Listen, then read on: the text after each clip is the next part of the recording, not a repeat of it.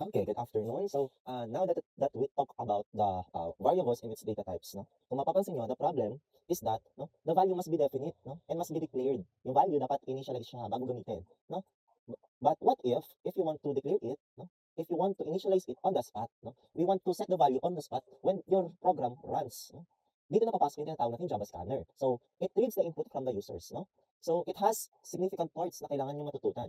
And one of it, no, kung makikita ninyo, the first part that you need to do is that you need to learn the import scanner, no?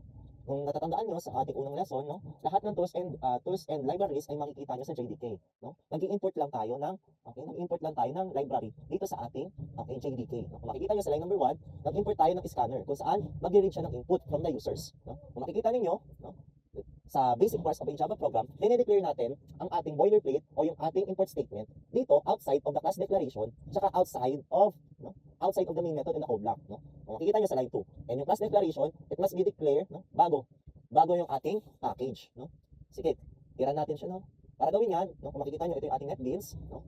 Ang pagde-declare ng import statement ay dito, no, after ng package, but before our main method and our class declaration. Okay, para gawin yan, no, you just need to do is that import java.util, okay, dot scanner, no? Let's remember that Java is case sensitive, no? Let's mindful of this, yan, yung S. Then after that, the next part of our of making a scanner is that you will create a scanner object. You will create an object, no? At ano yung object yun? It is your keyboard, no? Dahil nga nanghihingi siya ng output, no?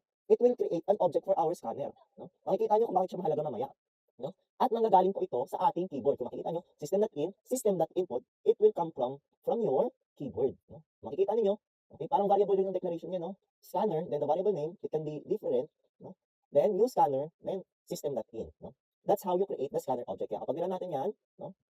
Scanner, the name, keyboard, gusto ko keyboard equals new scanner. Saan ba siya manggagaling? Diba sa input, system, okay, system.in. And don't forget the semicolon.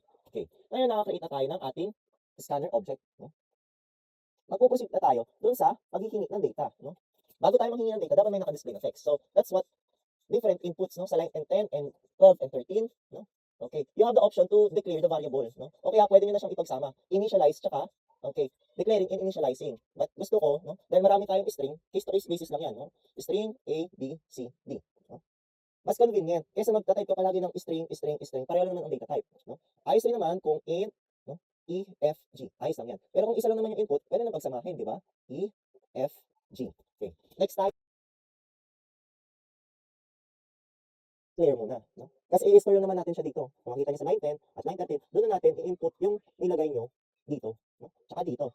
Okay. Kaya manghingi tayo ng output, no? Ano bang ilalagay natin? Kaysa manghula tayo, system.out.println. Okay. Huwag na print. Para same line lang sila lalabas, no? System.out.print, no? What is your name? No? Okay. Tapos, lagyan nyo space para merong pagitan. Then, doon na natin gagawan ng input. Yung nakikita yung nagbi-blink, no? Ayun yung susunod na lalabas. Para gawin yon, you just call the variable, no? String, ay, na-declare natin si variable eh. So, we will just call the variable. I want A equals, no? Kung ano yung pinangalan natin sa keyboard, di ba? Yung name, makikita nyo, equals keyboard dot next line, no? Next line. Ayan, no? Hindi na mag-error, no? Kaya bakit ito mahalaga, no? Bakit siya mahalaga? Kung makikita natin, okay. Kung makikita natin sa atin, okay, no? Kung wala siyang scanner.input nung nagde-declare, tanggalin natin siya, no? Okay, tanggalin natin 'to. Okay.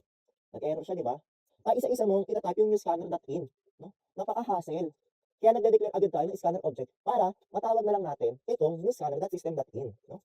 Mas malalim pa kapag memorize nyo kung paisa-isa, no? Kaya iniiwasan natin yan. Balik ulit tayo doon, no? Hindi siya lumabas ng error. Keyboard.next line. Kaya kapag nilan mo yan, no? Okay, no? Yan, nag-blink na yan on the same line kasi ang ginamit natin ay print at hindi print ln, no? What is your name? Ninyo. Okay. Nag-run na siya, no? Doon nag-end yung program, no? I-try pa natin sa iba pang data type, no? What is your age? Yan. System.out.println, no? Ang gusto ko, letter E. Yan. No? Dahil nga ito ay integer, ang lalagay natin dyan ay next int. Diba? Hindi siya nag-error. Okay. Ang gusto ko naman, what is your age? Okay. No? Kapag nila natin yan, okay. No? Same line ng paghihingi ng data ng input. Okay. No? What is your age? 12. No? Nag-run siya. No? Then after that, no? What is your address? Sige, try natin. what is your address? Ang gusto ko naman, ilagay siya sa letter D. No? What is your address? Sige, i-run natin siya. No, next line naman siya kasi string siya, di ba? A, tsaka E. Okay. Habang i-run natin siya, what is your name? Ninyo. Okay. Sige, yan ninyo. Ayan na lang. Sige, 12. Okay. Kung mapapansin nyo, nag-end agad siya. No? Bakit kaya? Ano kayang misteryo? No? Eh, yung i-discuss natin. No? Kapag maraming data types na tayong na-encounter, no? Ayun pumapasok yung tinatawag nating buffer. So, makikita nyo dito on our next infographics. No? Kapag nagka-type tayo from integer, no? Integer, short, int, byte, long, tsaka floating point, double, tsaka float. No? Kapag nag-i-switch tayo, no? Na-skip agad nyo yung name. No? Na-skip nyo yung name. Bakit? No? Kapag invisible, backslash n. No? May backslash n na invisible kada enter natin. No? Kapag nila natin siya, ninyo. Ayan. Ninyo. Okay. May backslash n siyang in-create bawat enter natin. Ayun yung tinatawag nating, okay, ayun yung tinatawag nating buffer. No? Kasi nangingi pa siya ng input. Ayan. Kapag 12, no? Okay. Kapag nag-12 siya, mag-press ka ng enter. Tapos yung next niyan is, no, mag-output siya ng invisible backslash n ng new line. Pero, kasi ang nangyayari is that, no, okay, imbis na sumunod, no, sumunod si 20, no, ang mangyayari ay manghingi ulit siya ng pangalan or address. No? Ang nangyayari, imbis na manghingi siya, ang niread niya sa variable ay backslash n. So, ibig sabihin, no, kung 20 ito, press niya yung enter, ngayon, anong value ng b? Ngayon, ang value ng b ay yung backslash n o yung new line. No? New line. Hindi yung manghihingi ng, okay, okay, hindi siya manghihingi ng bagong output kasi ang akala niya, ang value ng b ay backslash n. Ayun yun. No? Kaya na-skip niya si backslash n. Kaya kapag nilagay natin siya, no, yung address na-skip, no? Na-skip kasi ang nare-read niya sa B ay backslash n. Kaya sa manghingi ng output. Paano natin maiiwasan yun? Okay. We just need to do is to create, no, a new line, no, para maputol, no? Para maputol yung ating backslash. Okay. Magre-read siya ng empty line. Kaya manghihingi na lang siya ng bago pang input, no? Manghihingi na lang siya ng input. Okay. No? Para gawin yan, lagyan niyo lang keyboard dot next line. Okay. Next line. Para manghihingi na lang siya ng panibagong output, no? Na-skip niya. Okay? Kaya imbes na ang ang value niya ay backslash n, no? Manghihingi ulit siya ng bagong value, no? B kung ano yung in-input ninyo. Okay. Okay, B is equals to ano? Okay, gusto ko 1, no? Ayan na, manghihingi na ulit siya. Pag tira natin siya, okay, ninyo. Okay, 12. Okay, address. Di ba nanghihingi siya ng address? Hindi agad nag-run yung program, no? Okay, sabihin ko QC.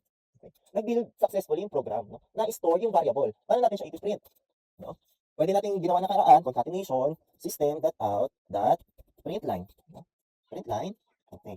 Name, okay. Plus, okay. Ano yung variable na nilagay natin? No? A ang nilagay ko. No? Copy lang natin yan. Okay.